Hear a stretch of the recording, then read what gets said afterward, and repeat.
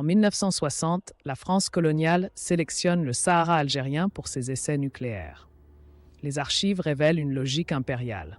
Ce territoire est considéré comme vide et sans valeur. Pourtant, des dizaines de milliers d'autochtones y vivent. Cette décision illustre le mépris colonial envers les populations locales. Les autorités françaises promettent sécurité et développement aux tribus locales. Des contrats flous sont signés avec des chefs de village analphabètes. Un ancien ouvrier témoigne, ils nous ont dit que les explosions seraient comme des feux d'artifice inoffensifs. Ces mensonges institutionnels préparent le terrain pour le premier essai. Le 13 février 1960, la France fait exploser sa première bombe atomique au Sahara. Nom de code, Gerboise bleue.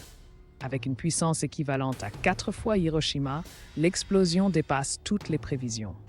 Des nomades à 50 km décrivent un soleil qui surgit du sol.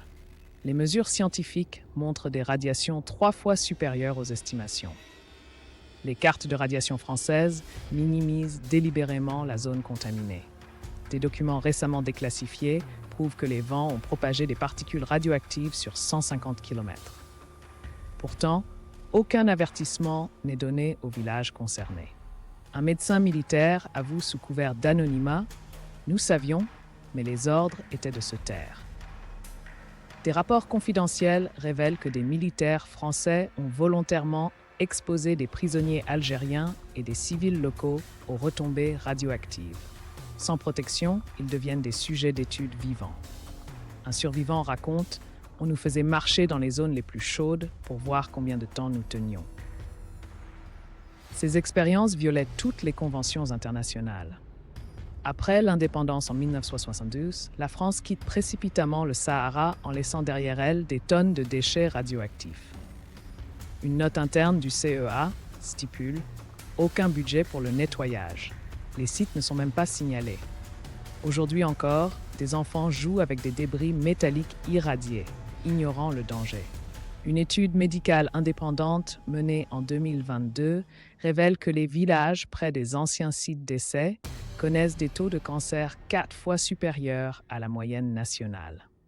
Une grand-mère témoigne « Mes petits-enfants naissent avec des malformations que nous n'avions jamais vues avant ».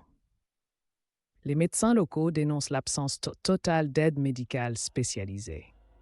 En 2010, la France adopte une loi reconnaissant partiellement les victimes de ces essais nucléaires, mais excluant systématiquement les Algériens. Les demandes d'accès aux archives complètes sont rejetées pour raisons de sécurité nationale. Un historien explique « C'est une politique délibérée d'oubli institutionnel. Les rares documents déclassifiés sont lourdement caviardés. » Des mesures scientifiques récentes confirment que certaines zones du Sahara resteront contaminées pour 24 000 ans. La désertification s'accélère là où les explosions ont stérilisé le sol.